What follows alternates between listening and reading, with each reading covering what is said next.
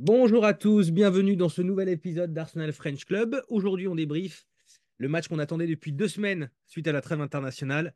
Manchester City contre Arsenal. Arsenal contre Manchester City, c'est comme vous voulez. C'est parti. Peut-être ici avec Thomas Partey. Oh, le coup de canon. S'entraîne Ketia. La réponse d'un leader en confiance, d'un leader obstiné. Osaka sur le pied gauche, frappe de Saka. Bukayo Saka qui attise le feu. De garde, c'est contré. Et c'est fatal. Albert Clément. Martin Odegaard. Provoqué Martinelli dans cette surface. Faut qu'il se passe quelque chose en retrait. Jorginho. Et aujourd'hui, je suis avec mon acolyte. Mon acolyte, alcoolique. Et non, pas du tout, acolyte. C'est mieux quand même. Ouais, ça commence bien. Je suis avec mon acolyte préféré, Raoul. Comment ça va, Raoul? Ça va, je suis sobre. Ça va. Je me pose des questions, moi. Salut Michel. Salut tout le monde. J'ai plein de questions à te poser, Raoul, sur Ah, ce. j'espère avoir des bonnes réponses. Je ne sais pas. En tout cas, moi, j'ai plein de questions à te poser. Et d'ailleurs, avant de commencer par la compo, je vais te demander une chose. En un mot, est-ce que tu as aimé ce match? Non, Non. Voilà. Voilà. Très belle intro. tu m'as dit un mot, hein, je peux Ah pas ouais, non, être. mais c'est très bien. C'est très bien. Du coup, composition des équipes avec Mickey au cage, Matt Pokora à droite, avec il donne que des faux noms. Craig David dans l'axe, accompagné de Usher. Non, je rigole. Donc Gabriel pardon, dans l'axe, à gauche Kivior, milieu de terrain composé de Odegaard, Rice et Jorginho, et puis en attaque, à droite Saka, dans l'axe Olivier, Kai, Havertz, Giroud, et puis à gauche, bien sûr, notre ami Gabriel Jesus. Bien sûr, je ne sais pas pourquoi je dis bien sûr, parce que c'était pas forcément attendu. Euh, Qu'as-tu pensé de la compo, Raoul? Dis-moi tout. J'étais un peu surpris. Je m'étais posé la question de savoir si on m'avait demandé quel compo je voyais, de savoir ce que j'aurais annoncé. Euh, sur la base arrière, j'avais pas trop de doutes. Ouais, Je me posais juste la question si, par rapport à l'historique et l'adversaire du jour, si Arteta aurait joué du côté un peu psychologique en titularisant Zinchenko ou pas. ouais, Après, je me suis rappelé que Zinchenko était même remplaçant avec l'Ukraine sur le dernier match de mémoire. Et à mon avis, ça manque de compétition. Donc du coup, je me suis vite fait à l'idée que ça serait Kivior. Sur le milieu de terrain, pareil. Alors là, j'avais vraiment zéro doute. C'est le ouais, milieu de terrain que j'imaginais. Et la deuxième incertitude, pour les mêmes raisons sur la partie historique, Man City, etc., c'était de savoir si Jesus allait commencer ou pas. Et je me disais que s'il commençait, ça, pour moi, ça voulait dire mettre Havertz sur le banc. Parce que je ne m'imaginais pas, pardon, euh, que, qu'il fasse jouer Jesus sur le côté gauche tout un match, en fait. Et donc, je me suis dit, s'il fait jouer Jesus, ok, il joue sur le côté psychologique pour l'ancien club, etc. Auquel cas, Havertz commence sur le banc et Trossard commence côté gauche. Et là, en fait, il m'a complètement feinté, puisqu'il a conservé et Havertz en poste de numéro 9 et Jesus sur le côté gauche.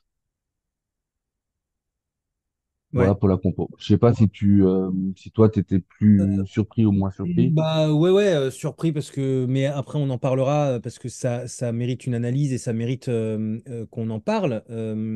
Le milieu de terrain, tu as raison, aucun doute dans le sens où dans les gros matchs, on le sait que le double pivot, c'est une arme pour Arteta.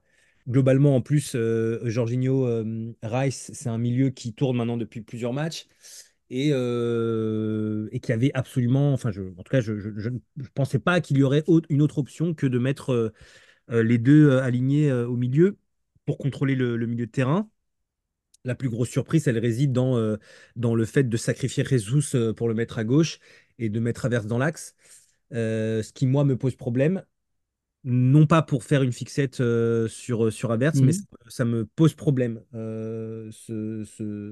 cette tactique-là, par rapport à cela. Mais sinon, non, la compo est, on va dire, plutôt classique, quoi.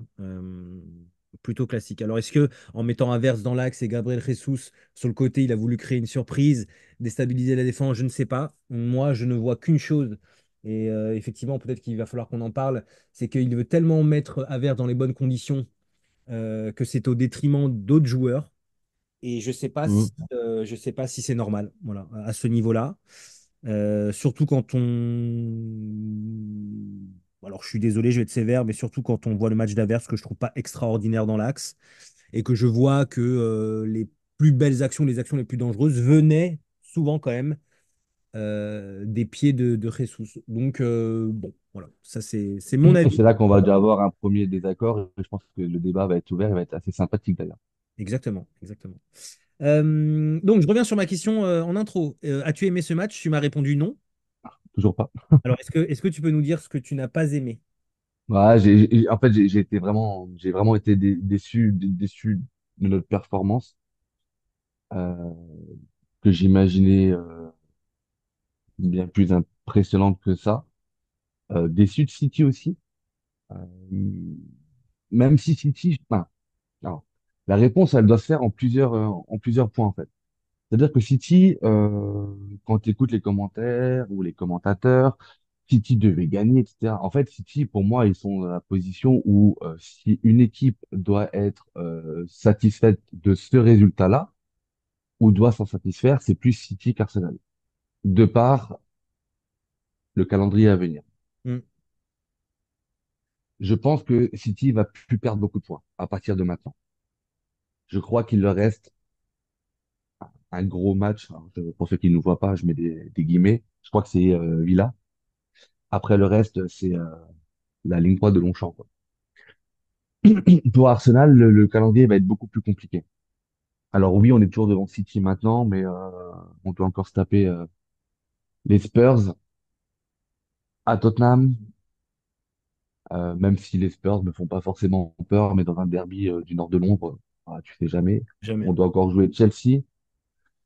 Chelsea qui est à, tu sais pas, ils peuvent être très très bons comme ils peuvent être dégueulasses.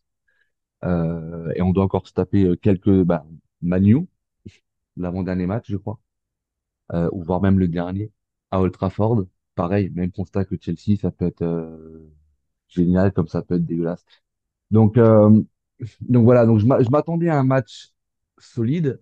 Je m'attendais à ce que alors, je m'attendais pas. J'ai vu des stats sur Twitter. Ah, c'était pénible. Des stats sur Twitter. Arsenal, je sais pas, les 5 derniers matchs, c'est 31 buts marqués, 4 encaissés. Non, les 3 derniers matchs, je crois qu'on met 18 buts ou 17 buts et on n'en concède aucun ou un seul à l'extérieur. Et les gens, genre, ils s'attendent à ce que tu continues sur la même lancée à City. Les gars, Hmm. un petit peu, s'il vous plaît, un petit peu de connaissances footballistiques. City, c'est pas West Ham, je sais même plus contre qui on a mis des pépites, mais contre Sheffield, je crois. Mais voilà. Donc je m'attendais pas à un score large, je m'attendais pas à ultra dominer le match, mais je m'attendais à avoir une équipe qui va chercher haut et après avec le risque aussi de te faire contrer par City. Et on a vu durant tout le match, alors je sais qu'on aime bien scinder première mi-temps, deuxième mi-temps, mais là du coup de façon générale, on a vu pendant tout le match et notamment en deuxième mi-temps que dès l'instant où on sortait sur eux, ils étaient contraints malgré le côté ultra technique des joueurs de City, ils étaient quand même contraints d'allonger et ont récupéré systématiquement tous les ballons. En fait, je m'attendais à ce match-là, mais dès la première minute. Quand Hmm. tu vois qu'à la première mi-temps, je crois que c'est du 72-28. Alors, j'apporte très peu d'importance aux statistiques parce que tu peux leur faire dire ce que tu veux finalement. Mais sur ce match-là, en fait, on n'a pas vu le ballon, quoi. En tout cas, en première mi-temps, on n'a pas vu le ballon. On les a vus les Et 3 minutes. On a fait 3 premières minutes de haut niveau où on pressait haut. Et après, oui, effectivement, pas. ouais, donc du coup, ouais, déçu pour tout ça. Je m'attendais à Oui, avoir une équipe un beau d'Arsenal match de qui est première beaucoup ligue. plus Ouais. robuste. Un peu à l'image de Ouais, parce ce qu'on a qu'en vu fait, entre, c'est ce que je te disais à toi et à Richard en privé pendant le match. Quand tu compares, parce que l'enjeu était le même, hein, donc tu peux me dire ce que tu veux. Je crois même que l'enjeu de la semaine dernière ou d'il y a 2 semaines, 2 avant la semaines. trêve internationale, elle était plus importante que celle-ci. Quand tu vois l'enjeu qu'il y avait entre Liverpool et City et l'impact qu'il y a eu pendant 95-96 minutes entre les deux équipes, je crois que toi, tu ne l'as pas vu le match, mais Si, pour je l'ai ceux vu. qui l'ont vu, Je tu l'ai l'as vu. vu. Ouais. Mais tu as vu l'impact, c'était un match Ouais, ouais, finale Ligue ouais. des Champions. Mais tu sais pourquoi, Richard? Je pense que, je pense, Alors, hein, moi, c'est Raoul. et, Après, l'alcoolique, c'est Raoul, Raoul. pardon, excuse-moi, Raoul, pardon. Excuse-moi. Mon acolyte préféré. Tu sais, je pense que, et en fait, ça s'est vu dans les compos, et un peu à l'image du match aller. Déjà, il y a une chose, j'ai l'impression vraiment que Guardiola maintenant craint beaucoup Arteta et Arsenal, vraiment. Et je pense qu'à chaque fois, et ça s'est vu au match aller, et je pense que, enfin, moi, en tout cas, je l'ai ressenti aussi dans le match retour, dans le fait que il y a très peu de prise de risque qui a été prise sur ce match. Et deuxièmement, je pense qu'en fait, Arteta et Guardiola ne voulaient pas perdre et que c'était la priorité, ne pas perdre, quitte à ne pas gagner. Parce que quand tu vois la composition d'Arsenal avec ce double pivot et le fait qu'effectivement, d'habitude, on a l'habitude quand même de presser haut, de presser de manière assez intensive et que là, on laissait quand même globalement le ballon à City dans un premier temps. Et quand tu vois aussi la compo de City avec eux, ils avaient Kovacic, Rodri qui jouait très très bas. Kovacic, il jouait quasiment sur la ligne des défenseurs, hein. Je ne sais pas si tu as vu jusqu'à ouais, quasiment tout le match. En tout cas, jusqu'à quand il était présent sur le terrain, jusqu'à son remplacement. Il jouait très très bas. Habituellement, c'est plutôt Bernardo Silva qui joue au milieu de terrain et il joue avec la ligne de 3, donc Doku, De Bruyne et je sais plus qui.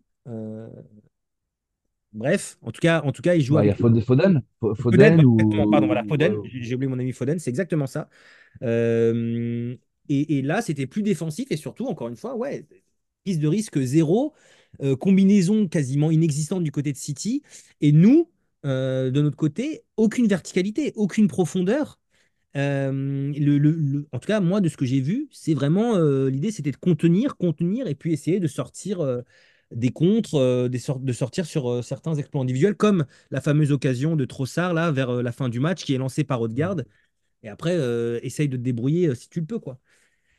Donc Ouais. je pense que c'est ça Après, qui explique la différence, contrairement au match enfin, de Liverpool City, où Liverpool avait vraiment pour objectif de gagner ce match, quoi. C'était vraiment leur objectif parce que ils voulaient asseoir leur domination et leur avance au classement.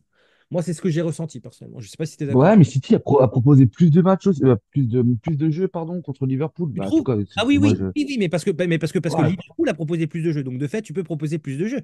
mais bien sûr. Après, moi, j'ai toujours un petit peu, ben, un petit souci de, bah, alors déjà, je ne connais aucun coach de première ligue, de Ligue 1 ou de ce que tu veux jusqu'à la quatrième division de district en France qui, euh, qui joue un match pour le perdre. Alors, du coup, de dire personne ne voulait le perdre, c'est un peu logique. Par contre, je crois que Non, mais ce que je veux dire, non, mais tu vois ce que je veux dire, c'est personne que ne voulait le moi, gagner. Ouais, voilà, je suis exactement. d'accord. Mais à un moment donné, ben, mais Chad, et là, je pense qu'on va être aligné. Quand tu connais tes forces et que tu connais tes faiblesses aussi, cette année, les forces, on les connaît quand même des deux équipes. Et là, je parle en tant que supporter d'Arsenal, tu sais ce qui a fait que on était top of the league avant, avant cette journée de championnat. C'est le pressing haut, c'est le jeu court, c'est le dédoublement de passes, etc. Sur le À côté. partir du moment où tu mets, ouais, sur les côtés, bien sûr. À partir du moment où euh, tu mets pas ces basiques, que tu maîtrises parfaitement en place, tu t'enlèves quand même beaucoup de chances de gagner. Alors Ouais. après, sur un malentendu, etc., de dire on va marquer, ouais, en fait, c'est tout ça qui m'a dérangé dans ce C'est match-là. Alors un après, peu, Raoul, c'est un bien peu ce qui s'est entendu, passé, c'est un peu ce qui s'est passé au match aller, hein. Au match aller, c'est un peu ce qui s'est passé. Et puis après, tu as une frappe, enfin, tu as un long ballon de Partey, déviation, ouais, contrée de Thierry. oui, Michel, je suis Tu vois? entièrement d'accord avec toi. Mais par contre, alors avec un mais, si je peux me permettre, alors j'ai pas le calendrier en tête, mais à l'aller, on joue City assez tôt dans le championnat. Ouais, On est à la maison, on n'a pas les mêmes certitudes qu'on a depuis janvier. ouais, c'est vrai. Tu vois, tu avais Havertz qui n'avait pas le même impact. Havertz qui jouait quand même beaucoup plus. Alors, je crois que Havertz, sur le match-là, il avait dû commencer en Oui. 9,5, 8, tout ce que Ouais, tu non, non, il veux. était. Non. Ouais. Je suis pas sûr qu'il était tu vois, qu'il était en pointe. Il Tu était pas avais en forme. Rice qui était déjà très très bon, mais qui n'avait pas forcément les mêmes automatismes. Donc, du coup, euh, je ne peux pas comparer les deux matchs-là parce que je pense que sur le match aller, on fait le match qu'on doit faire par rapport au rendement de l'équipe à l'instant T. Mais là, le match qu'on aurait dû faire par rapport à notre rendement, il est complètement à l'ouest. Moi, Après, voilà, bien quand entendu je le qu'on compare, perd pas. je le compare d'un point de vue tactique, Richard, hein. Ouais, ouais, mais toujours Raoul. Raoul, merde! Mais par Excuse-moi, je suis contre, désolé. Je suis on va désolé. peut-être saluer Richard et ses invités. Richard, oui, pardon, excuse-moi. Excuse-moi, Raoul, je suis désolé, je sais pas pourquoi je dis Richard. Mais il n'y a pas de souci, aucun problème. Madrogué. Mais je vois ce que tu veux dire, mais voilà, je comprends, mais je l'accepte pas forcément parce que encore une fois, ça y est, c'est quand même annoncé, on joue le championnat. L'année dernière, on se cachait avec 8 points d'avance. Oui, on verra ce que ça donne, etc. Ouais, Là, je veux dire, si tu dis pas qu'on joue le championnat avec le recrutement que tu as fait, etc., je veux dire, faut d'accord, qu'on arrête de se cacher. Et si t'as tu raison. veux jouer le championnat, il faut que. J'aurais aimé qu'Axel soit là parce que je pense qu'Axel, il les aurait démontés, en fait. Ouais, t'as raison, t'as raison. Tu vois ce T'as que je veux dire? Voilà, après, je suis déçu. Et alors, du coup, à partir du moment où on accepte d'être déçu de ce match-là, si tu regardes un petit peu même plus en profondeur et tactiquement ce que l'on a fait, ce que le coach il a demandé, tu peux être content de ce qu'on a fait parce que finalement, on répond au classique d'Arteta en disant faut être solide, etc. Alors, je sais que Richard et toi, vous n'aviez pas l'air très stressé. Moi, j'ai vécu quand même un match très stressant. Je t'avouerai que dès qu'ils avaient la balle dans les 20 mètres et qu'il commençait un peu à faire les dédoublements de passes, etc. Et on a quand même eu plusieurs occasions ou situations de jeu très chaotiques où on essayait de dégager la balle, elle revenait systématiquement, etc. Quand fallait la péter, enfin, on faisait des contrôles, etc. Moi, j'étais assez dans le dur pendant ce Ouais, match-là, je bon, t'avouerai. mais oui, je comprends ce que tu veux dire et pour autant, j'ai pas senti une pression folle ni un danger comme on pouvait le ressentir sur les années précédentes où la domination de City était tellement importante que tu savais Ouais, que ça allait tomber à un moment donné. ouais, bien Euh, sûr, oui. D'ailleurs, j'allais te demander, mais je vais commencer moi par répondre à cette propre question. J'allais te demander qu'est-ce qui t'a plu dans ce match ou qu'est-ce qui t'a rassuré? Et moi, je vais te dire que du coup, défensivement, je trouve qu'on est très très fort, quoi. Défensivement, c'est très fort. Individuellement, chaque joueur, c'est très fort. Ben White, je sais pas, est-ce qu'il a été mis en danger une fois dans le match? Je suis pas sûr. Saliba, match de patron. Gabriel, pareil. Est-ce qu'il y a une meilleure charnière, enfin, est-ce qu'il y a un meilleur duo défensif que les deux? Bah, je pose la question. Et si il y a en commentaire, vous pouvez me dire un meilleur duo en Europe en ce moment que les deux, n'hésitez pas. Mais je ne vois pas qui est plus fort que les deux en ce moment. Et Kivior qui monte en puissance et aussi Kivior qui a fait un bon match, hein. Franchement, il n'a pas été hyper inquiété sur son côté. Rice, qu'on peut compter aussi dans le travail défensif. Rice, comme dirait un grand monsieur, il faut lui faire l'amour sans les préliminaires à ce garçon, hein. C'est à un moment donné, faut. Je ne sais. En fait, ce garçon ne fait jamais d'erreur. Il fait toujours Non, les bons choix. C'est quand même ne dis pas extraordinaire. ne dis pas ce que tu m'as écrit par contre pendant le match, hein. Ça, Non, t'as je pas ne le dirais droit dans pas le ça. Je podcast. ne dirais pas ça parce que j'étais encore plus dithyrambique sur lui. Mais c'est quand même fou à ce niveau-là, à ce niveau d'intensité-là, contre une équipe comme City, donc qui est une Mm, meilleure, enfin une, si ce n'est la meilleure équipe en Europe, de faire un match de cette qualité, de cette propreté. Tous tes choix offensifs sont bons, tous tes choix défensifs sont bons, toutes tes couvertures sont bonnes. C'est, moi, je trouve ça épatant. Je le dis et je le répète à chaque match, mais mm.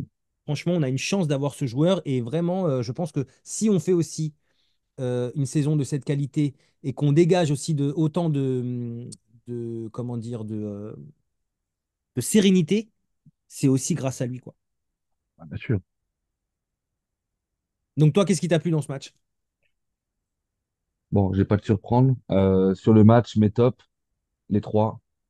Là, du coup, tu m'as un peu devancé, tu La m'énerves. bagarre. Je me Euh, prépare pour la bagarre. Je me prépare pour la bagarre. non. En top, on a les mêmes. Pour moi, c'est Rice, c'est Saliba et Gabriel.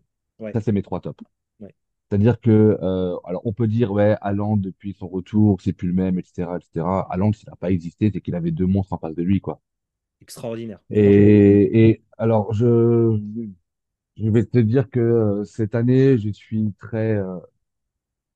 je suis très, très présent sur les matchs de Première Ligue, etc. Dans les autres championnats, beaucoup, beaucoup moins. Meilleure charnière d'Europe, moi, je n'en vois pas. À aujourd'hui, j'en vois pas, surtout l'âge des uns et des autres, etc. En termes de complémentarité, je ne vois pas. Après, je pense que individuellement, sur les deux centraux, Oui. ils sont tous les deux. dans le top 10 européen. Ah, mais Parce qu'il y a quand même, il y a quand même d'excellents défenseurs dans le centraux en top 10, Europe. et je pense que Saliba, Ils sont dans le top 10. est dans le top 5, pour être honnête. Oui, oui, ouais, ouais, bien sûr. Alors après, c'est toujours dur comment dirais-je, de les comparer ou de les mettre en opposition. Tu sais, de dire Saliba, c'est dans le top 5, Gabriel, c'est dans le top 10, parce qu'en fait, en fait, c'est leur complémentarité qui font qu'ils brillent Ouais, aussi. exactement. Mais de toute façon, je pense que, alors après, on verra peut-être dans les avis, sur les commentaires, parce que là, moi, il n'y a rien qui me vient à l'esprit. Toi, sur le moment non plus, on verra ce que les gens qui nous écoutent peuvent Je pense qu'il proposer y a une comme charnière charnière. qui peut, je pense qu'il y a une charnière qui peut concurrencer, c'est Maguire Evans. Je pense que les deux là à Manchester, c'est très très fort. Non, non, non, mais blague à part, Non, mais voilà, c'est tu très regardes le solide. Real, Et après, tu regardes les meilleures équipes. Real, Bayern, enfin Bayern, si tant est que c'est une bonne équipe. Mais Real, Bayern, Barça, Chelsea, enfin bref, tu fais le tour de toutes les meilleures équipes européennes. alors Chelsea, alors, pour les avoir vus à Villa, sur ce match-là, en tout cas quand ils avaient gagné 3-1 en Cup, les deux centraux, ils étaient énormes. Le problème, c'est de leur irrégularité. Ah oui. Alors que nous, on est super réguliers et c'est ça qui fait que. Mais après, ouais, de toute façon, je pense qu'il n'y a pas photo. Ils ont brillé contre Villa. Bon, après, peut-être ils brilleront aussi contre City, hein. Ouais, Mais ouais, ouais, bien sûr, oui, oui, oui, Villa qui venait de perdre pas mal de joueurs, etc. Bon, mais voilà. Donc du coup, voilà. Donc Gabriel et Saliba plus Rice. Rice, de toute façon, oui, il a été. Alors, je l'ai vraiment trouvé très, très, très, très, très bon. Je reprends vraiment tous tes termes dans le placement, dans la phase offensive, dans la phase défensive. Et si, tu vois, alors là, je chipote volontairement. Ce truc qui m'a déplu chez Rice, c'est deux de ses corners qu'il a tirés que j'ai pas aimé. Mais voilà où t'en es, bientôt on va te dire, ouais, mais sa coupe de cheveux, elle était pas top, tu vois. Il est incritique, il est incritiquable bah, sur un match comme ça, voilà. Après, dans mes flops, alors, j'espère que les gens comprendront, Saka. Ça, c'est une certitude parce qu'on ne l'a pas vu. Mais alors, pour le coup, on l'a pas vu parce que on n'a pas joué notre football non plus. Et qu'il avait quand même de très rares ballons, qu'il a quand même passé beaucoup de temps à défendre et que j'ai pas vraiment aimé. En, t- en flop, vraiment dans le terme, dans la terminologie flop, je pense que c'est le seul que je mettrais. En dessous de leur niveau, je rajouterais Jorginho, ah ouais, ok, que j'ai trouvé bon, mais je l'ai pas trouvé très bon. ok. D'accord? Pour ça que je ne veux pas le mettre dans les flops, parce que je trouve que dans le flop, c'est quand même quelque chose d'assez péjoratif, on va Oui, dire. oui, Alors oui, que oui, je vois ce Saka, que tu veux dire. moi, je ne Ouais. l'ai pas vu. Voilà. Donc, en De là dessous à de dire son que c'est un flop, niveau, ok. ouais, voilà, tu vois, il a été bon, il n'a pas été très bon. Ouais, ok. Euh, Et après, alors moi, clairement, je ne mettrais pas Havertz dedans, parce que moi, Havertz, contrairement à toi, et je pense qu'on va en discuter après, j'ai trouvé qu'il a fait un très bon match. En Ok. tout cas, un bon match. Euh, Et le seul bémol que je mettrais par rapport à ce que tu disais, Béchal, juste avant, c'est Kivior. Et D'accord. pourtant, tu sais que j'ai été très critique au début. J'ai pas pris le train, mais j'ai été très honnête en disant oui, il fait des bons matchs. Alors après, il avait un client aussi, c'était quand même Silva. Quel joueur aussi, hein, Et c'est vrai. ouais, moi, j'adore. Alors je sais que toi, tu es fan de De Bruyne, mais Silva, si tu Ah, veux, on moi en aussi, bah, parle, hein, mais j'adore. arrière gauche, ailier gauche, 6, 10, Ah, c'est tout bah, ce que tu je le mets dis. partout, hein. Ah, Il est trop petit pour jouer au but, mais vraiment, après, c'est le seul défaut que tu peux lui trouver. En fait, j'ai trouvé Kivior en difficulté dans les 1 contre 1. d'accord. Je vais juste l'argumenter parce que je sais que tu n'es pas d'accord avec moi. Et je pense que Guardiola l'a vu parce que le premier coaching que Guardiola fait, pardon, le premier changement qu'il fait, il sort Donc, Foden, qui n'a pas été très bon. Il fait rentrer ouais. Doku. Et Doku, généralement, quand il rentre, il est 90% du temps, il joue côté gauche. Oui, oui. Ouais, tout à fait. Ouais. Et là, il lui a dit, tu rentres côté droit. Et la consigne, je pense, c'était tu tapes sur Kivior. Et tu provoques, tu provoques, tu provoques. Parce que je trouve que, je suppose en tout cas, que Guardiola avait vu cette lacune en un contre un défensivement de Kivior. Encore une fois, je le constate, mais moi je le blâme pas parce que encore une fois, on va le dire, ce n'est pas ta formation. Et tu as beau faire 10, 12 matchs, même en première ligue avec Arsenal arrière gauche, quand ta formation elle est centrale et que tu te retrouves avec des flèches, des vrais dribbleurs, etc., qui sont en difficulté, tu peux le constater, mais tu peux pas le blâmer. Si le mec, il est arrière-gauche de métier depuis le début, je peux dire, ouais, là, il a pris de bouillon. Voilà, et il n'avait pas été bon, etc. Donc, c'est pour ça que Kivior, je ne le mets pas non plus dans les flops parce qu'il a fait son match. Après, il y a eu quand même une couverture, ça, vous l'aurez constaté, côté gauche, il y avait quand même une couverture Gabriel Kivior qui était beaucoup plus importante qu'à droite dans le duo White-Saka. Et je pense que pareil, Arteta, c'était aussi dans la consigne de dire, ouais, va avoir aidé ton pote parce qu'en un contre un, ça peut être compliqué. Voilà. Et après, du coup, on voit que Arteta, il a fait rentrer Tomiyasu à la place de Kivior. Kivior, il n'était pas blessé, il n'a pas crampé, il n'était Mhm. pas fatigué, etc. Et je pense que c'était Réponse. une réponse, tu vois, une réponse tactique au coaching au coaching de Guardiola. Voilà. Sinon, si je devais encore terminer ma parole sur un joueur, je vais parler de. En fait, j'ai Gandmika en tête maintenant. Bah, appelle le gant de Mickey, il est très très bien. Non, mais attends, j'ai Aya. trouvé. Raya, merci. Je vais parler de lui. Juste pour vous faire une précision, c'est que, parce qu'on est par là pour faire de la polémique, j'ai trouvé qu'il a fait un bon match. J'ai trouvé qu'il était très très chanceux en première mi-temps sur la tête. Parce que la tête, elle est à mettre. Si elle est cadrée, bah, elle est cadrée la tête, mais si elle est Il est pas placée, il n'est pas dessus. là-dessus. Donc tu Il peux fait me un dire dégagement ce en que tu plein veux. axe aussi où il foire Parce sa. que, parce que ouais. Mais par contre, je constaterai quand même, et ça, je pense qu'il faut le dire, c'est que on a encensé Raya, ou en tout cas, on a motivé sa venue en disant, on le prend pour son jeu au pied. Il n'a pas cherché une seule fois une relance courte. Et je pense qu'il a compris que le danger, tu le prends pas. Donc, quand tu avais des, je sais pas si tu as fait Il a gaffe, foiré une relance quand même, hein. Il a foiré une relance en première mi-temps. ouais, mais sinon, il a allongé systématiquement. Oui, oui, oui, oui. Et moi, ça me dérange pas, en fait, hein, qu'un gardien comme ça, quand tu une passe en retrait, que tu vois que t'es 3 contre 2, etc., d'allonger, moi, ça me dérange pas. Je comprends pas cette obsession de systématiquement de dire il faut qu'on ait un gardien qui ait le niveau technique de garde et qui relance systématiquement en cours. Mais pourquoi? Ben, ça fait du bien des fois des longs ballons, hein. D'accord. Et si Ramsdale, il allonge contre Bradford en une touche, on prend pas le but de cacahuète. Tu Ah vois? oui. Donc voilà, donc juste pour dire que je pense qu'il est en train de, non pas de muscler son jeu, mais de simplifier son jeu. Et pour le coup, bah, De rendre intelligent son jeu, ouais. ouais, et puis du coup, bah, c'est nouveau clean sheet parce que du coup, à la fin, seuls les stats comptent. Donc voilà, donc nouveau clean sheet pour lui. Euh, et voilà pour mon analyse sur le 11 de départ. Alors après, je pense qu'on viendra sur la partie coaching un peu plus tard, etc. Et je te laisse commencer sur le cas inverse ou tu voyais autre chose avant? Non, non, non, ben alors, donc, du coup, mes tops, les mêmes, on a les mêmes. J'aime bien, j'ai bien aimé aussi le match d'Odegaard parce que je trouve qu'il s'est battu, tel un viking qu'il est. Pardon, je te coupe juste 30 secondes. Je ne l'ai pas mis dans mes flops. Il fait partie de mes déceptions, Ok. physiquement. Dans Ben, l'impact. Dans ben, l'impact défensif, je l'ai trouvé beaucoup moins impactant. Alors après, il a toujours cette passe gauche à chercher la passe juste, etc. Mais je l'ai trouvé moins investi physiquement, défensivement, dans l'impact que les autres matchs. ben, Pardon. Merci de me non, non, l'avoir mais rappelé. enfin, c'est intéressant À parce que mon âge, je devrais prendre des notes.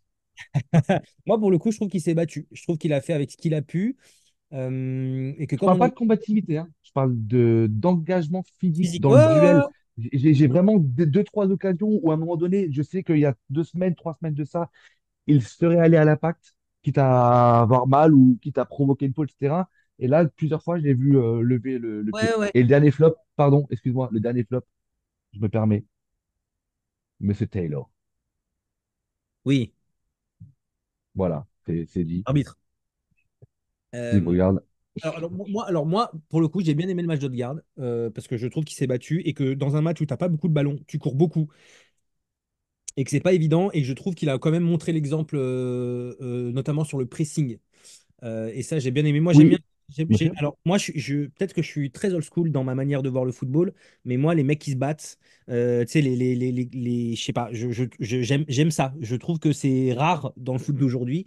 Et donc, quand tu es en galère, et que l'équipe adverse a le ballon et que tu fais quand même l'effort de courir pour essayer de récupérer le ballon et que souvent tu es seul en plus pour le faire, bah, je trouve que c'est à saluer quand même et que ça dénote d'une mentalité qui est excellente. Donc voilà. Donc après, il n'a pas été. extraordinaire, mais je pense que c'est parce qu'il a été aussi privé de ballon et d'espace et que du coup, c'est pas facile par rapport à son jeu. Mais je voulais Mm. souligner que j'avais bien aimé son match. Dans les flops, dans les flops, bah, Saka, flop de chez flop, et lui aussi, va falloir qu'on en discute. Parce que là, je trouve que ça commence à faire beaucoup, beaucoup, en plus dans des matchs qui sont à haut niveau, là où on l'attend. Et donc, c'est problématique. C'est problématique parce que contre Porto à l'aller et au retour, il n'est pas là. Contre City, il n'est pas là. Et que dès que le niveau s'élève, il n'est pas là.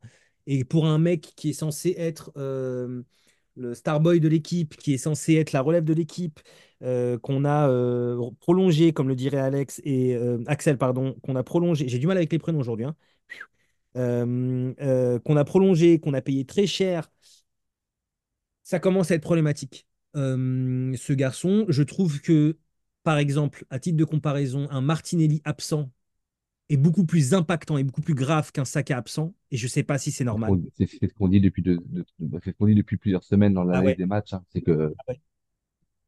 l'absence de Martinelli, elle semble plus préjudiciable dans l'impact que celle de Saka. En tout cas, c'est Et notre point de vue quasiment à tous, quoi, hein. parce que Martinelli apporte de la profondeur que n'apporte pas Saka ou pas suffisamment. Parce que Martinelli, il a un jeu différent de celui de Saka, beaucoup plus dans la provocation, beaucoup plus et ça peut être un vrai faux aussi, hein, mais tête baissée, je fonce et j'essaye de faire des différences que Saka, visiblement, n'arrive plus trop à faire. En tout cas, sur ces matchs, ça commence à se voir et c'est difficile. Donc, ouais, flop de chez flop sur ce match. Et désolé à toutes les personnes qui aiment Saka et qui adorent Saka. Moi aussi, je l'adore. Richard, Raoul, Axel, tout le monde ici adore Saka. Mais il faut aussi qu'on admette que sur des matchs à haut niveau, ben, désolé, mais cette saison, il n'est pas là, l'ami. Il n'est pas là. Et c'est problématique. Premier flop. Après, comme toi, je ne mettrai pas ça en flop, mais je suis désolé, encore une fois.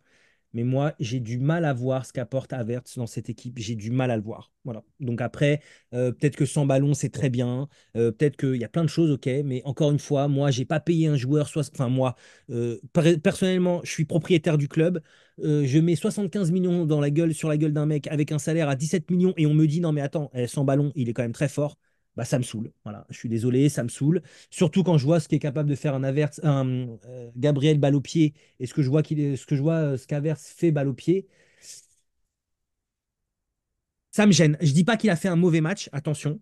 Après là, Ouais, c'est bien sûr, tu ne mets pas dans les flops. les goûts et C'est les la couleurs. même nuance que moi avec Jorginho Exactement. ou C'est avec c'est les goûts et Odegaard. les couleurs. C'est les goûts et les couleurs. Et tu vois, tu me disais pendant le match que il avait plus enfin, il faisait presque un travail de pont d'appui finalement pour laisser ses partenaires prendre les espaces, etc. Bah, je sais pas, pour moi, le modèle dans ce genre, c'est Olivier Giroud. Et je suis pas sûr qu'Olivier Giroud. Enfin, pour moi, Olivier Giroud fait beaucoup mieux qu'un Havertz, par exemple, dans ce style-là. Voilà. Après, j'oublie pas le fait qu'il ait fait un bon match contre Liverpool. J'oublie pas les bons matchs qu'il a fait précédemment. Je dis que sur ce match-là, et en plus, pareil, sur ce match-là, il fait le match en entier. Enfin, je veux dire, est-ce qu'il méritait de faire le match en entier, ce mec? Je suis pas sûr. Mm. Donc voilà. Et mon troisième flop.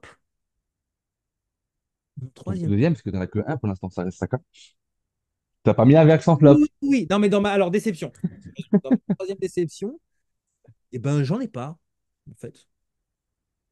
J'ai pas de troisième déception. Je trouve que chacun a fait à peu près son match. Même Jorginho, pour moi, Jorginho, sur un match comme ça, il est OK, tu vois. Il est là pour casser les glaouis, on va dire. Et il a très bien cassé Mhm. les glaouis. Enfin, voilà, il est là pour casser des petites jambes, faire des petites fautes de pupute et faire le travail qu'il aime. Voilà, il est là pour ça. Donc, je trouve que dans ça, il a bien fait son match. Il a bien fait le match.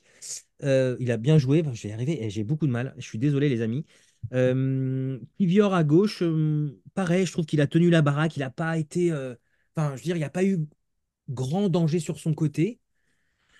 Et je pense que si ça avait été Zivchenko, ça aurait été plus difficile, pour le coup. Mhm. Donc voilà, pour une fois, j'ai pas envie d'être trop sévère. Et j'ai plutôt envie de m'attarder à retenir les bons points, à savoir cette défense qui est désormais, je pense, à un niveau exceptionnel pour moi, vraiment. Et ça faisait longtemps qu'on n'avait pas vu Arsenal avec un niveau défensif Bon, c'est la fondation de l'équipe, hein, de toute façon. Exactement. J'ai quand même hâte, effectivement, de voir ce milieu de terrain au complet avec Thomas Partey. D'ailleurs, Thomas Partey qui est entré en cours de match et qui n'a pas eu un impact extraordinaire. Enfin, voilà, pour le coup, Toujours pas, non. ouais, pour le coup Du assez coup, léger. moi, je l'aurais juste, du coup, pas nuancé, mais vraiment apporter une précision parce que autant les commentaires qu'on reçoit, moi, je trouve ça super sympa dans la majorité, sauf quand on dit que tu connais rien au foot. Mais je trouve que alors, il y a de plus en plus d'écoute et je trouve que les commentaires de ce que je lis sont de plus en plus pertinents, en tout cas. Les gens se mouillent. Et je voudrais juste vraiment préciser, c'est-à-dire que quand je dis que Ødegaard ou Jorginho, je les ai trouvés bons, mais pas très bons, attention, Ødegaard, quand tu as une pépite comme on l'a, Mm. c'est toujours en attente, tu sais, c'est un peu comme Saka. Sauf que Ødegaard est quand même beaucoup plus régulier que Saka. Tu es toujours en attente de, pas un faiseur de miracles, mais voilà. Et il nous a démontré qu'en plus, c'est ce qu'on disait, c'est qu'il est en train de prendre des steps parce que physiquement, dans l'impact, il était de mieux en mieux. Et là, je l'ai trouvé un peu moins intéressant Ouais, ouais. physiquement. Mais par contre, balle au pied, c'est un mec qui s'est battu, etc. Ça, c'est la première nuance que je voulais apporter. La deuxième, c'était pour Jorginho, encore une fois, je le répète, et entendez, pardon, moi bien. Oh, là, j'ai aussi du mal, la nuit a été compliquée. Alors, je n'ai pas bu, j'ai bossé. Euh, euh, il a fait un bon match. Après, Jorginho, c'est un peu, si tu veux, moi, pour moi, c'est un peu le joueur qui, sur les gros matchs, il t'épate parce que c'est un mec qui a pas forcément toujours du temps de jeu, etc., même s'il en a un peu plus ces derniers temps. Et c'est un mec, vu son âge, etc., il est capable de sortir des matchs masterclass. Et là, il a fait un bon match. Il n'a pas fait une masterclass. Voilà, ça, c'était juste la précision que je voulais apporter. Et maintenant, je vais, si tu permets, rebondir sur ce que tu disais sur Havertz et Gabriel. Et sur Jesus, pardon. Je vais juste dire un truc. Moi, Je vais juste dire ouais, un truc, Raoul, parce que c'est aussi bien important. sûr. En fait, et je l'ai dit en début et je le redis et je l'assume. Ce qui m'exaspère encore une fois dans le cas Havertz, et je suis désolé les gars, et encore une fois, mettez les commentaires et dites ce que vous avez à dire, on est là pour ça. Moi, ce qui m'exaspère quand même, c'est que je trouve que ce gars-là, vous pouvez me dire ce que vous voulez, mais quand même depuis le début de la saison, il a un traitement de faveur qui n'est pas normal. Il est favorisé par rapport à d'autres joueurs, c'est évident. Et je suis désolé, mais quand tu en arrives à dézonner un neuf pur pour le mettre sur le côté, au détriment d'un Havertz qui est numéro 10 que tu mets neuf parce qu'en fait, tu t'es rendu compte que sur les derniers matchs, il était meilleur en neuf. Donc en fait, tu essayes pour le coup de le mettre lui dans les meilleures conditions, au détriment de ton vrai neuf qui est sur le côté et qui du coup n'est pas aussi bon que quand il est dans l'axe. Bah, je suis désolé, ça me pose problème. Je trouve pas ça normal, ni dans la gestion managériale, ni dans le message que tu envoies à tes joueurs. Moi, personnellement, je suis dans le vestiaire. Je vois à quel point tu favorises ce joueur par rapport à d'autres membres de l'équipe. Et ben, ça me gonfle. Voilà. Et c'est le même traitement Mm. euh, que l'on avait dit par rapport à Raya et Ramsdale. Raya a eu le droit à un nombre incalculable d'erreurs sans qu'il soit pour autant en danger. Je trouve que c'est pareil pour Havertz. Et voilà, alors encore une fois, tant mieux, ça lui a donné confiance. Sur les derniers matchs, il est meilleur. Il n'y a pas de problème, les gars, il n'y a pas de problème. Je ne renie pas ça. Ce qui m'agace, encore une fois, c'est comment est-ce que tu en arrives à dézonner ton numéro 9 pur, qui, je le dis, et peut-être que je vais aussi me faire taper sur les doigts, mais qui pour moi, balle au pied, est extraordinaire, pour mettre Havertz dans l'axe et qui fait un match aujourd'hui qui est quoi 5 sur 10. Voilà. C'est ça que j'ai un peu de mal. Maintenant, je te laisse répondre tout de suite, Raoul. Alors, le cas Havertz, mais je pense que de toute façon, il fera débat jusqu'à la fin de saison. Alors, je vais essayer de structurer ma réponse par rapport aussi à ce que tu as dit. Déjà, Moi, Raoul, alors, défonce-moi, fais-moi mal. non, non, non, non, parce que en fait, je comprends ton point de vue. Je comprends ton point de vue. C'est, je suis pas d'accord, mais je le comprends parce qu'il est argumenté. Et voilà. Déjà, je vais juste rebondir sur ce que tu as dit avant. Je crois que tu parlais du. Attends, c'est quel genre tu disais où toi, tu es de l'ancienne école, où tu as un mec qui se défonce sur le terrain, qui se bat, etc. T'apprécies. C'était pour parler Regarde. je sais plus, de garde, ouais. Avec, à ce niveau-là, tu peux rien lui reprocher. Et je vais avoir le même argument, peut-être sur tous les podcasts qu'on fera ensemble. J'aimerais vraiment trouver un site. Alors d'ailleurs, si en commentaire, vous pouvez nous donner un site où on peut trouver des stats des joueurs par match, etc. Dans l'engagement physique, dans les kilomètres parcourus, etc., moi, je pense que Havertz, il est dans le top 3 des Gunners à chaque match. Oui, mais c'est pareil, Raoul, c'est pourquoi tu cours? Alors, toi, tu vas me dire, il court dans le vent, etc. Non, parce que le mec, il a une culture sans ballon. Je vous l'ai dit, si tu fais une caméra isolée sur lui, après, attention, moi, je suis pas un fan d'Havertz. Alors, j'aime beaucoup, je comprends son positionnement, etc. J'ai toujours dit qu'en numéro 9, je le préférais au milieu de terrain, mais ça, on est tous d'accord Aussi, hein, pour moi le aussi. dire. Ouais, ouais, moi Et aussi. à un moment donné, il y a un mois de ça, je vous ai dit, dans la tête d'Arteta, Havertz est numéro 1 en poste C'est de vrai, numéro 9. c'est vrai, tu l'avais dit. Et je pense que c'est le cas. Et je pense que les blessures à répétition de Jesus vont contre lui à ce niveau-là. Et tu as raison aussi. J'aime avoir raison. Maintenant, sur ton argumentaire, là où moi je suis pas d'accord, c'est que sur un match comme ça, en fait, on compare des joueurs, c'est comme à l'époque, c'est comme à un moment donné quand il jouait milieu de terrain inverse, parce que du coup, en fait, on le compare toujours à chaque fois où on a toujours des attentes. On parle de transfert, etc. Mais tu sais, Havertz 75 millions, c'est Havertz à 20 millions il y a 5 ans. Faut aussi prendre conscience que les transferts, ils ont pris une valeur qui est complètement hallucinante. Et Raoul, Havertz, personne n'en voulait en Europe. Personne! Personne n'en voulait. Et tu as un club Euh, qui nous dit, les gars, si vous voulez, si vous le voulez, c'est 75 millions. Et nous, on a dit d'accord. Non, enfin, sur ça, ouais, j'ai du mal. Et de regarde, et je vais juste reprendre le contre-argument, parce que c'est intéressant ce que tu dis. Quand Rice il vient, je me dis pas Rice il est là pour remplacer Vieira, il est là pour remplacer Partey. Non, Rice il est venu, il a posé ses grosses couilles sur la table, pardon de parler comme ça, mais de parler un peu vulgaire, et il fait ses matchs. Si Havertz il faisait ses matchs de la même manière que qu'un Rice ou que je sais pas, que n'importe quel autre joueur que j'apprécie dans l'effectif, je dirais rien. Je dis juste. Par contre, il y a effectivement non. le comparatif que l'on peut faire, tu vois, c'est le comparatif que l'on faisait en équipe de France avec Benzema à Giroud. Tu avais les pro Mm. Benzema qui aimaient la technique, l'élégance, Mm. etc. Et tu avais les autres qui aimaient Giroud parce Deux que, profils entièrement différents. voilà, exactement. Et Et dans ce que l'on demande et dans ce que demande aujourd'hui Arteta à son numéro 9, moi, je pense que Havertz reste quand même l'option numéro 1. Parce que, alors oui, et je pense que tu n'as pas une personne normalement câblée sur Terre, ou dans la planète foot, qui va te dire que Havertz et Jesus, techniquement, ils sont au même niveau. Personne. Oui, je te l'accorde, Jesus, balle au pied, il est beaucoup plus performant. Il n'a pas le même profil, il n'a pas la même taille, ils n'ont pas la même morphologie, etc. Et Jesus, il a une morphologie qui est plus à même pour un joueur d'être technique que Havertz, qui est grand, qui est lancé, etc., etc. Donc, là-dessus, je te rejoins entièrement. Havertz, si Jesus a les deux occasions qu'il a en première mi-temps, c'est aussi parce que Havertz, à un moment donné, par ses courses, libère les espaces, etc., etc. Maintenant, on peut parler de Jesus. On peut parler de son manque de son manque, pardon, de spontanéité sur, non pas sur la première frappe où il est excentré côté gauche et qui frappe, elle passe pas loin, mais petit filet extérieur, etc. Mais sur la deuxième occasion. Parce que si il fait son premier crochet comme il le fait, et qu'il frappe derrière, et qu'il l'enroule et qu'il marque, je te dis oui, ok, on a retrouvé le numéro 9. Mais là, le côté est trop technique. Tu as une muraille de Chine devant toi, bah, tu as une muraille de Citizen devant toi, tu fais un premier crochet qui te met, regardez vraiment ce ralenti. Le premier crochet, il le met en position. Il est face au but, tout le monde par terre. aux Ouais, 16 mètres, tout le monde par terre, sur son bon pied, il doit enrouler. ouais, ouais, c'est Il vrai. doit enrouler. C'est vrai, ça.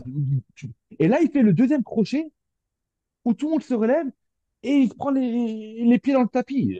Et là, je te rejoins, techniquement, il est plus fort, mais il est devenu moins spontané. Ouais, Devant le but, il est devenu moins spontané. après, Alors, Havertz n'aurait pas, probablement pas fait mieux, pas du mais le tout. problème, c'est que je pense que sur un match comme ça, comme contre Liverpool ou comme contre d'autres équipes où Havertz, il a fait mal aux défenseurs, Ouais, il a fait mal. Tu vois ouais, ce que ouais, je veux dire? ouais, ouais. Donc, du coup, en fait, je pense qu'en fait, on peut pas les comparer parce que dans ce qu'on leur demande, dans la typologie des joueurs, on peut pas. Alors, du coup, est-ce qu'il faut les aligner pour essayer d'avoir un petit peu de bon de chacun? ou est-ce qu'il faut faire des choix stratégiques et donc de sanctionner l'un des deux joueurs Moi, je pense que ça dépend des pour, matchs. Je pense que ça dépend des matchs. En on est fait, d'accord? Ouais, mais sur ce match-là bien précis, est-ce qu'à un moment donné, tu mets pas le même 11 de départ avec Trossard? Moi, perso, franchement, Michel, moi, je mets le même 11. Je mets Trossard à gauche parce que Martinelli revient de blessure, mais etc. je suis d'accord Et avec dans toi. ma, et dans ma tête, je me dis, et je suis pas Arteta, hein, je suis pas, j'ai aucun diplôme d'entraîneur, mais dans ma tête, je me dis, je fais la première mi-temps, je vois ce que ça donne. Si Trossard, comme malheureusement on l'a trop souvent vu, n'est pas un titulaire assumé, mais plutôt un super sub, Ouais, et qui fait une première mi-temps, peut-être pas dégueulasse, mais loin des standards que tu peux attendre de lui, à la mi-temps, Martinelli, il a les 45 minutes. Et ouais, je fais rentrer Martinelli à gauche. oui. Ça, c'est mon point de vue à moi. Si Havertz, alors je parle de joueur, mais je parle aussi peut-être de physionomie de match. Si Havertz ne répond pas au schéma tactique que tu demandes ou que tu souhaites mettre en place, etc., et tu sais que tu as un Gabriel qui va être mort de faim, qui va retrouver son dans sa club, etc., à ce moment-là, je ne m'interdis pas de faire des changements. Et en faisant tout ça, en ayant ce raisonnement-là, je me dis si Saka il n'est pas bon ou s'il se blesse, parce que là du coup, il est sorti enfin malheureusement, ben, heureusement, mais malheureusement, il ne sort que parce que il se blesse. Et je me dis que derrière, il y a Nelson ou d'autres. Donc du coup, moi j'ai plus ce raisonnement-là. Mais on sait, et là du coup, la problématique, elle est aussi là. Elle est pas forcément dans le plan tactique que tu mets en place. Est-ce qu'elle n'est pas aussi dans l'incapacité à Arteta de faire des changements tôt dans le match, sans pour autant t'adapter à l'adversaire, mais en t'adaptant au niveau de tes joueurs. Ouais, ouais. Tu vois? Moi, si on commence, euh, si on commence avec Havertz ou Jesus en neuf, avec Trossard à gauche, moi, je crie pas au loup.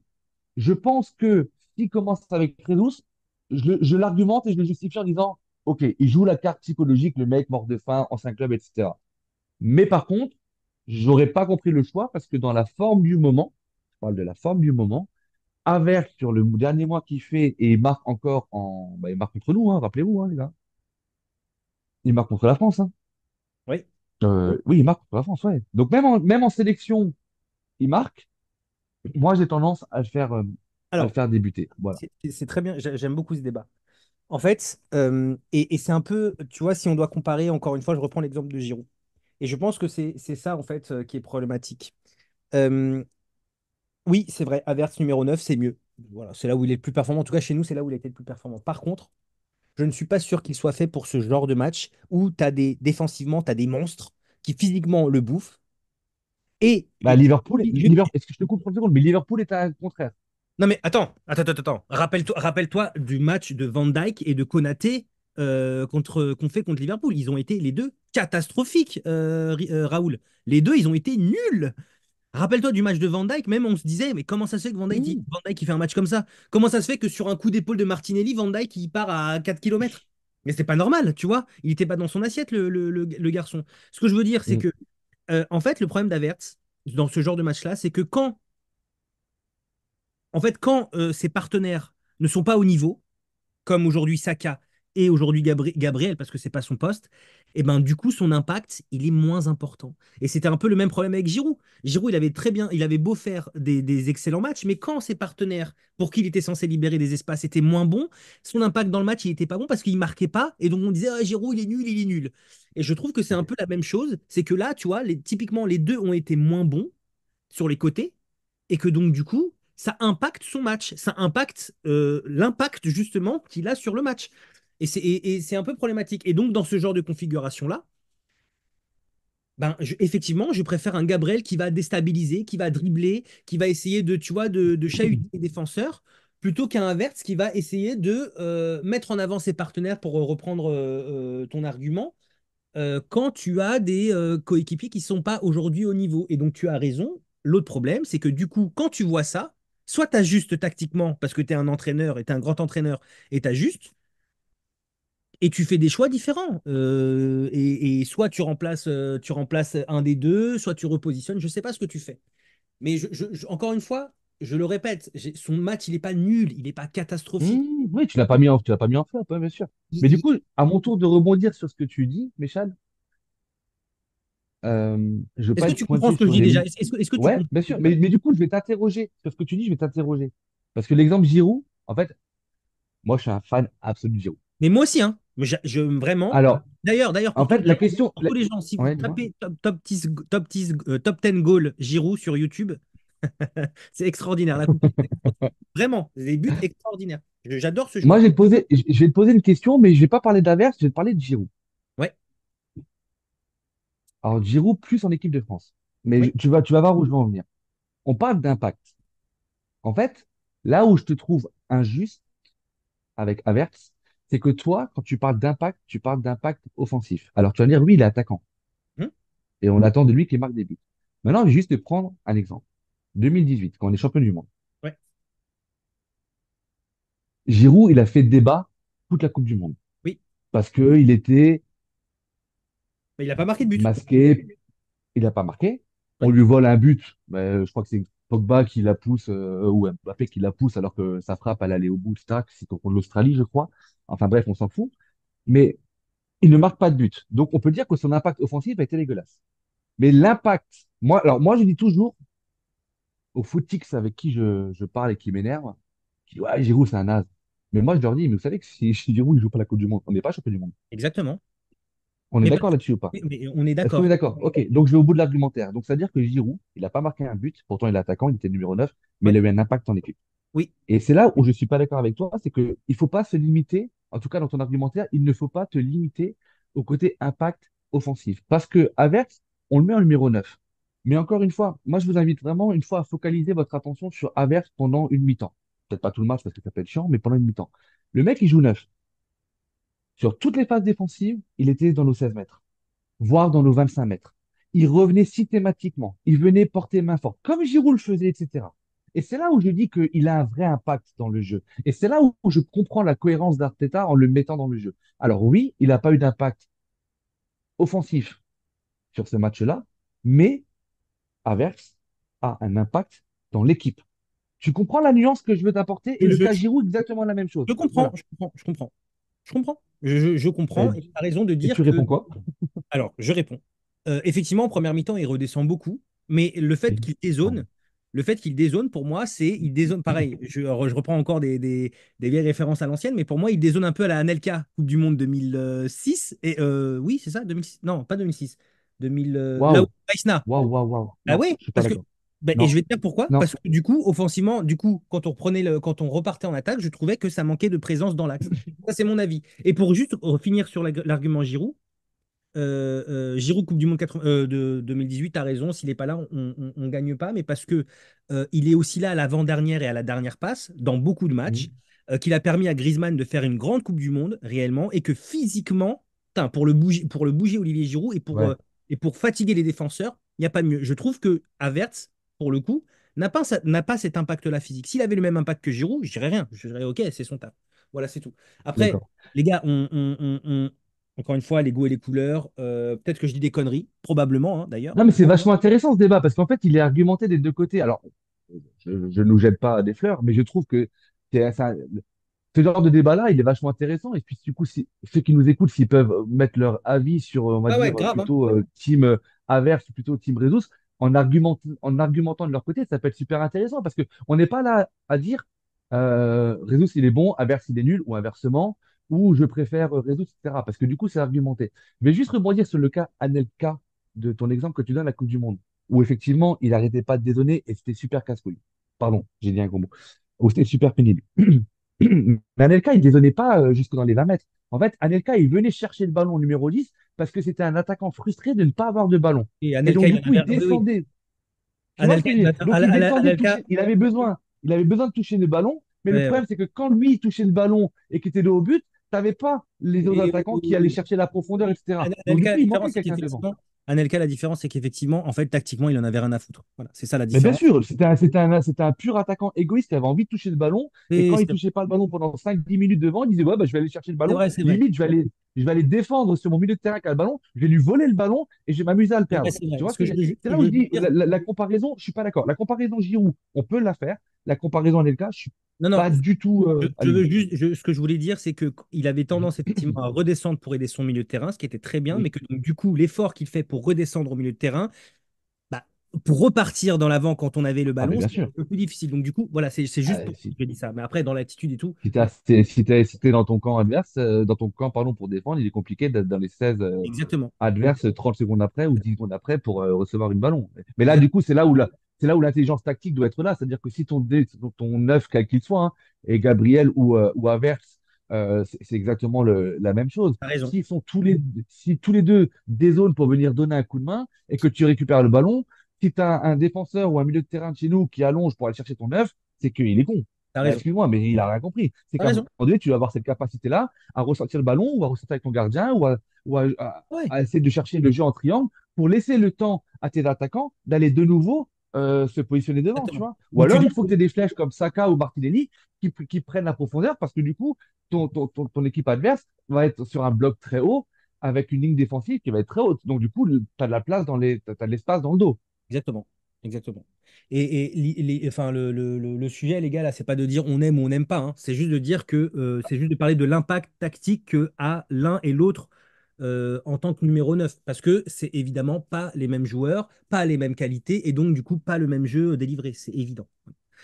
Bien sûr. Et Team Averts, Team Gabriel, moi je raisonne Jesus. pas comme ça, parce que effectivement, et tu as raison, même si ça me fait mal de le dire, les répétitions, les blessures à répétition de Gabriel lui portent préjudice parce que t'as pas de continuité. Et donc quand tu t'arrêtes 4 semaines et qu'il te faut 4 semaines pour récupérer, que tu reviens, tu es en faillite physique. Bah c'est sûr, t'as pas le même impact parce que Gabriel aujourd'hui, depuis qu'il est là et même à City, hein, le mec est pas capable d'enchaîner 4 matchs consécutifs ou 5 matchs consécutifs. Et donc, forcément, c'est difficile. Et que quand tu es un entraîneur, je pense qu'effectivement, tu es toujours sur la corde à te dire est-ce que je le titularise ou pas parce que potentiellement, il peut me péter. Bah, c'est plus facile de travailler avec avec un 11 on va dire, fiable physiquement, ou sur lequel tu peux travailler des automatismes, etc., que de travailler où tu vas mettre un élément qui va se péter au bout de 3 ou 4 matchs parce qu'il n'assume pas les matchs à répétition. Donc, Exactement. et du coup, l'âge de Réseau, je ne sais pas exactement quel âge il a, il faudrait regarder sur Internet quel âge a Gabriel Réseau. J'ai ma secrétaire particulière à côté de moi, qui est ma fille, que j'aime très fort et que j'embrasse, qui va me donner il a 26 ans. Ah non, il est jeune, Ouais, 26 ans. il est jeune, c'est Ah ça. merde, ah ouais, ok, pardon, ah, je le voyais plus vieux, pardon, mais à culpa. Et Averse, il a quoi? Lui, il est plus jeune Il a encore, 28, Averse, il il a doit avoir 28, 20. je crois, 28 ou 29. Donc 28. Averse serait plus vieux que. Ouais. Ah bah tu vois, j'aurais mis Averse, H-A-V-E-R. Averse, il a. Ah, bah non, 24 Et ans. là, Une connerie, il a 24 ans. ah donc il a 24. Ok, donc j'avais bon 1 sur 2. Ça va, je ne suis Il a pas 24 ans, mais on dirait il a un pas. total footix. Voilà. Mais du coup, tu as raison, le but, c'est pas de dire ouais, j'aime pas, c'est de savoir comment ceux qui nous écoutent verraient la compo type. Et je pense que sur les matchs, tu sais, Havertz, la qualification contre Porto sur les 2 matchs, même s'il n'est pas extraordinaire, mais les matchs que l'on gagne, le but décisif qu'il met contre euh, Brentford, ouais, le 2-1, la tête rageuse, etc. Tout ça, c'est des points en plus. Non, Et mais c'est un mec qui se blesse pas. Donc du coup, en là, termes de fiabilité, bien sûr, tu as raison. Là où on pouvait lui taper dessus sur le début de saison, bon, on n'en est pas du tout à ce niveau-là. Enfin, en tout cas, même moi, hein, mon rapport à lui a évolué dans le sens où, bien sûr, effectivement, on n'en est pas là. Il est beaucoup. Enfin, on est parti d'un mec qui était, les gars, il faut dire la vérité, catastrophique en début de saison, à un mec qui se bat et qui se fond dans le collectif. Oui, voilà. Maintenant, c'est toujours, encore une fois, l'impact que je trouve assez limité et dommageable. Voilà, c'est tout. Après, encore une fois, moi, je suis pas là pour dire que tout va bien. Je suis là aussi pour me dire ce qui ne me plaît pas. Et d'ailleurs, pour parler de Gabriel, alors que je suis un grand fan de Gabriel, je suis aussi d'accord sur le fait que la priorité pour le prochain mercato, c'est de recruter un grand attaquant. Voilà, un attaquant qui aura de la continuité et qui va pouvoir, un buteur plutôt, et qui va pouvoir nous apporter ce que Gabriel n'est pas capable de nous apporter parce qu'il pète un peu trop, et ce que Havertz n'est pas capable de nous apporter parce que il peut pas faire neuf toute une saison titulaire indiscutable. Voilà. Peut-être, ouais. Et Dieu sait, alors ça, je ne vous l'ai jamais dit, mais quand on a recruté Averx, tu sais, on fait toujours nos stages de pré-saison aux États-Unis, bah, les tournées de pré-saison aux États-Unis, etc. Mm. Et en tournée de pré-saison, aux États-Unis, il y avait un jeu tactique où tu avais une sorte de module avec des points et tu avais des joueurs qui t'envoyaient des ballons et en une touche, tu devais la mettre plat du pied, pardon, et tu devais viser des cibles et mettre un maximum de points. Je vous invite à rechercher ça. Et si je le trouve, je le mettrai en commentaire sur le podcast, sur la page YouTube. Et j'ai dit à mon pote qui aime bien Arsenal, mais c'est qui? Il a foiré tous ses contrôles. Il n'a pas visé une cible. Et je dis, ouais, on a payé 75, on a payé 75 patates, un mec qui ne sait pas faire un contrôle. Mais quand tu dis pas un contrôle, le contrôle partait derrière lui, tu vois. Et là, Ouais. j'avais très peur. Après, voilà. Après, je pense que moi, je suis partisan de dire il faut toujours attendre l'année N+1. Alors, t'as des joueurs comme Rice, t'attends même pas le match numéro 2, ils sont là. OK. Et je pense que ça fait partie de leur poste, de leur personnalité, etc., etc. Moi, Havertz, j'ai vraiment envie de le voir sur du long terme à Arsenal parce que un joueur dans lequel je crois vraiment. Tu vois, je crois plus dans son impact dans le futur que Trossard, par exemple. Ouais. Non, Mais mais je sais qu'on sera pas, on sera pas d'accord. Et puis après, c'est des écoles de foot, c'est pas des écoles, c'est des philosophies de foot. Je vais juste, je sais que tu es parisien, alors pas, peut-être pas pro PSG, mais je sais que tu habites sur Paris. Moi, un exemple que je l'ai toujours, pareil au footix, qui supportait le Paris Saint-Germain, qui me disait, ouais, Ibra, Ibra, Ibra, Ibra, et qui comparait toujours Ibra avec Cavani, et qui mettait toujours la critique sur Cavani en disant, ouais, mais le manque de réalisme. Moi, je leur dis toujours, prenez voir l'impact physique ouais, d'un Cavani ouais, et d'un Ibra. Cavani, quand il court 3 fois plus que Ibra, tu peux pas lui demander d'avoir la même lucidité devant le but. bien C'est sûr. impossible. Tu vois? Et Cavani, c'est un joueur que moi, j'adorais vraiment, Carrément, hein, bah, carrément. que j'ai toujours adoré dans son jeu, dans son investissement. Ah, Ouais. on en revient toujours au même. Il y en a qui vont te dire, moi, j'aime bien les Golden Boys, ceux qui aiment bien dribbler les Messi, les Neymar, les Ronaldo qui font des crochets. Moi, ce que j'aime, alors, oui, j'ai 43 ans, je suis peut-être de l'ancienne école. Moi, j'aime les gars qui se battent du début jusqu'à la fin. Et tu as le droit d'être mauvais, mais tu n'as pas le droit de pas te battre. Voilà, Exact. ça, c'est ma philosophie que j'ai, Je suis d'accord avec en toi. tout cas, l'exigence que j'ai au plus haut niveau, comme j'avais avec mes coéquipiers quand je jouais au foot quand j'étais beaucoup plus jeune. Est-ce que tu as d'autres choses à dire Voilà, sur le match, c'est Raoul? sur le match ou sur Averse? Sur le match. Je pense qu'à Verts, on a fait le tour. Sur le match, laisse-moi réfléchir. Je m'attendais à ce que tu me poses une nouvelle colle, mais sur le match, non. Avoir la blessure de Saka, on rejoue mercredi. Exactement. Euh, on joue Luton à la maison. Alors, je vais pas dire attention, je suis inquiet, etc. Je dis juste que dans la même période l'année dernière, quand on a commencé à jouer les petits, c'est là qu'on a commencé à perdre des points. Exactement. Donc, à voir comment on va récupérer. On rejoue à la maison. Encore une fois, je pense que l'Emirates est vraiment devenu une place forte. Donc, à voir. On peut juste changer peut-être de sujet. On a encore un peu de temps ou pas du tout? Vas-y, vas-y, tu es chez toi, tu es ce que tu Euh, c'est gentil, merci. Euh, Juste parler alors, du non-mercato, mais de ce qui s'est passé pendant la trêve internationale, parce que je trouve que c'est super intéressant. J'ai recherché une infographie que j'avais passée sur Twitter et je ne la retrouve pas, mais on a prolongé deux gars, Tomiyasu et Ben White. Matt Pokora. On a signé un jeune. Alors, je vais le scinder. Je vais reparler vite fait des prolongations. Ces deux prolongations-là, moi, elles me font kiffer parce que quand tu prends, en fait, c'est l'infographie que je cherchais. Euh, C'était une infographie avec tous les joueurs sous contrat, les dates de fin de contrat et les âges. N'oublions jamais qu'on est quand même très très jeune Ouais. et que on a quand même des cadres qui sont engagés sur 2026, 2027, 2028. Et ça, c'est super intéressant. Et je tenais à le souligner parce que on parle toujours de recrutement, il faut un super numéro 9, etc. Mais si tu as un club qui fait un turnover à chaque saison où tu revends, tu gardes pas, tu es en fin de contrat, tu prolonges pas, etc., etc., et que du coup, tu dois changer 50% de ton effectif, tu peux pas progresser. Et en tout cas, moi, en tant que supporter d'Arsenal, ça me donne plein de motivation, déjà pour la fin de saison, mais pour la suite aussi, c'est parce qu'on est en train de créer ou de consolider un noyau dur sur du long terme, parce qu'on peut parler de long terme. Alors, je sais qu'il y en a qui ont dit, ouais, vous enflammez pas, White a signé jusqu'en 2026, 2026, ça passe vite, etc. Ouais, mais il est là, je pense qu'il se sent bien, qu'il se sent bien chez nous et que c'est vachement important. Le petit bémol que je vais mettre, et là, c'est de nouveau par rapport au coach, c'est la signature du jeune, Enwa- Enwari, Oui, Nwiri, ouais, ouais. Enwari. C'est vachement bien de le signer.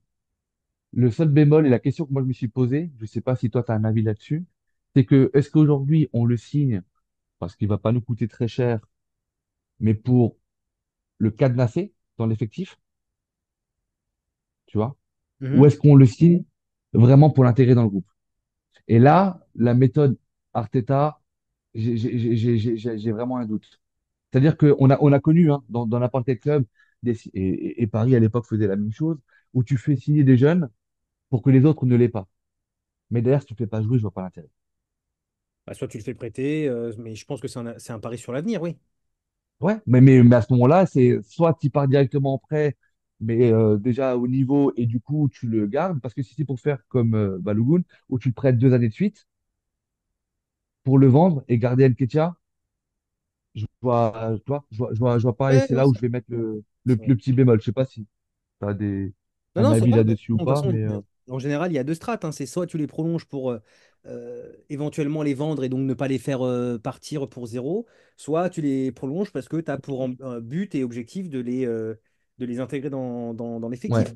Après, on entre dans une dimension où c'est difficile d'intégrer des jeunes aussi. Faut aussi l'admettre.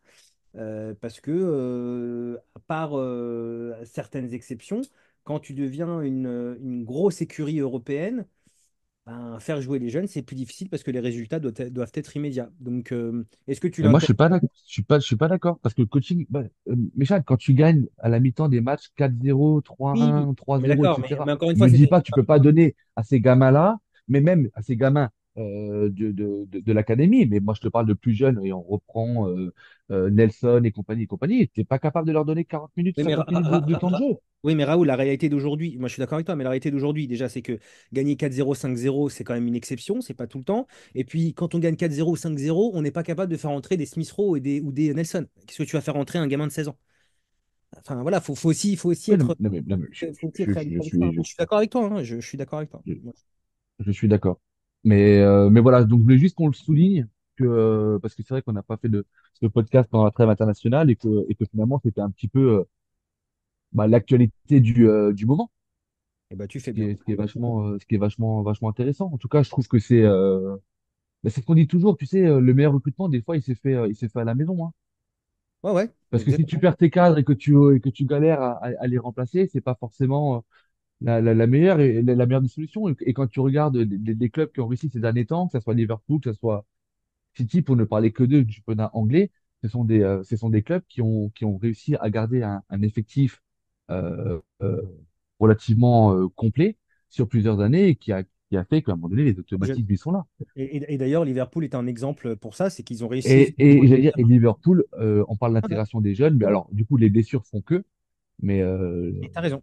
grâce aux jeunes, ils sont encore en course pour le titre, hein. Exactement. Mais est-ce qu'on a des jeunes d'aussi bonne qualité que ça, que Liverpool? Je ne sais pas. Moi, Ah, ça, ouais. je suis pas capable de L'avenir répondre. nous le dira. Mais ça, Exactement. l'avenir nous le dira. Donc, Eh bien, prochain écoutez, match, Luton, à la maison, prochain match Luton à la maison. Évidemment, mercredi 20h30. une victoire indispensable et indiscutable. On fera le podcast évidemment également. Donc on vous dit à mercredi. N'hésitez pas à mettre les commentaires. Ouais, ça sera Dire ce que super vous avez intéressant. Je trouve pensé. que Ouais, les commentaires aujourd'hui peuvent être super intéressants. Ouais, voilà. Si vous avez envie de m'insulter ou d'insulter Raoul, n'hésitez pas. Plus Raoul que moi. ouais, évitez.